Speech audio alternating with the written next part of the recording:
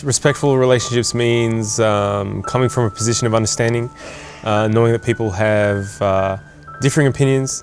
You need to be able to respect difference and not enforce your beliefs or opinions on someone that might not necessarily share those. Being thoughtful and being mindful and being non-judgmental. I think the most important thing with respect for relationships is actually reflecting on yourself and being an ambassador for what you'd expect in other people. You've got to realise that everybody else has got as many difficulties in their lives as you have. And you've got to take that into consideration. It's how you should treat people, rather than saying, well, I'll only treat people as good as they treat me. I think it's actually more than that. Respect does not come overnight. Respect comes through time. It is about trust. Bottom line of any relationship is trust. Anything is secondary. Martin Luther King once said, we must learn to live together as brothers or perish together as fools. So if you really look into that or analyse that, what he's saying is that we must learn to live together, and in order to live together we must respect each other. Respect starts in the home. It's important for parents to help foster compassion and tenderness in their young men. It's important for fathers to explain sexuality to their adolescent kids. Many vulgar attitudes towards women start early. I can't see how you could live in a house without having a respectful relationship. What we learn about respect for relationships starts at home and comes from the relationships you have with your own family. My wife and I are very strong individuals and we both have our own ideas at times, but having that respect for each other, and understanding where they're coming from, even if they disagree with what you're saying, is important to obviously having a happy life. For me and my wife, it's always a roller coaster. And that's the beauty of it, because you learn about people, and I'm still learning with my wife. In the case, say, of my wife, my respect for her needs to be almost part of myself. It needs to be so personal. So I really think that when you've shared something as I have with her for 45 years, the respect is it's almost inbuilt. We treat each other how we would like to be treated at home. So I would treat my husband like he's a king and he treats me like I'm a queen. You have someone there that's going to complete you, that someone there who's going to be able to help you every step of the way as you get older and as you grow through life together and raise children together. So for me, the respect begins at home, and that's where it should be the foundation, if you like. For me, it's about how I can best be to my wife and my children and all those around me and extended family members, so that I can be, I suppose, best in the sight of God.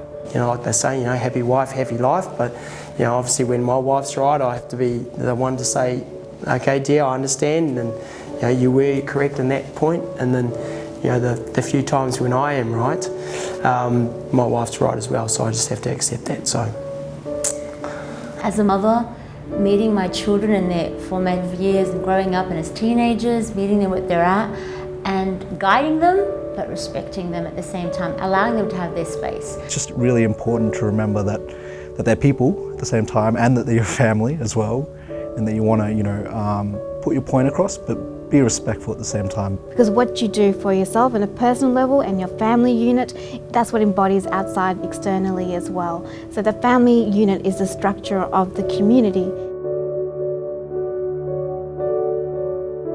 Regardless of religion, cultural background, hierarchy, education, training, that they take people as they are. And I think it's very important also to have a process so that if that doesn't occur, you're doing something about it. Whenever there is a situation, we tend to really focus inside. So what I try to do is take a step back and see both sides, and not only what their opinions are, but what shapes their opinions. It is quite important when a difficult or conflict situation to try to understand where that other party comes from. I don't like to think of it as conflict, I like to think of it as a hidden solution that you both have to work towards to find the answer to. We have an understanding that no matter whether you're the father, the son, the wife, the husband, you respect each other. Let people have their say. let people vent. We respect the relationship more than the argument that we might be having. And I think that's a really, really important point that most people forget, is that our marriage is solid and the intruder is the argument. I think that honesty is the key to having a very fruitful, productive relationship. Allow someone to be heard, allow someone to be who they want to be. Don't control them, don't impose your will on them, because we're all human and we're all entitled to be treated with dignity and self-respect. Because if you're not respected, you don't feel valued. And if you don't feel valued, then where is the relationship? We're all in this world to make a connection with each other. And, you can have money, power, influence, position. None of that makes any sense if you don't have a relationship with people and you don't have connections with people, and you need to have respect in order to have effective connections and relationships. We often take liberties with our own families that we wouldn't out in the public space. We're at times better behaved outside than we are in our own homes. Violence isn't just hitting someone or striking out at them. Violence can also be screaming, yelling, put downs, keeping somebody financially destitute, keeping them isolated. So these are also things that we need to be aware of as well. We all fail it from time to time. We say things that we later regret. We do things that we later think, that wasn't the best choice. And that's understandable because it's human. But there should be that capacity for reflection in those cases to say, I'm going to try to be better than that. I don't want violence against women to become normalised because it's so common. It can't be something we just shrug our shoulders about. The best we can do is not just about accepting, but also respecting our differences as a basis of our common ground. Really, it just comes down to giving people the respect that you'd expect. It's all about honesty and then just going out of your way to help each other. We need to be fostering and cultivating the qualities in people, the skills in people that allow them to be positive members of a community. Being prepared to come down or come up or shift sideways, whatever it takes, relate to different people in different ways. Always assume that people do the right thing and never assume that they will do the wrong thing. Basically wear their lenses for a couple of minutes to see things from their end. The important thing is to remember that everybody's got dignity and inherent to themselves and potential to be more than what they are. Respect cannot be demanded, it actually has to be earned. That's the only way you can actually have a mutual relationship and resolve difficult situations.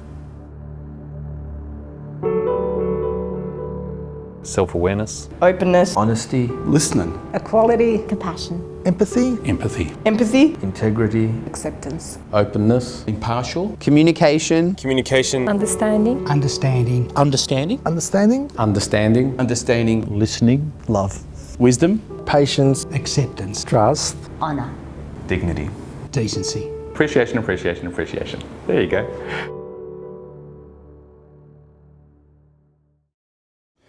Well, I think respect, and I have a respectful relationship in that I respect what he does and he respects what I do, and he knows that he can't make me do things that I don't want to do, and vice versa. Did you just say a lot of sentences with the word respect in it just then? Yep, because we have a respectful relationship.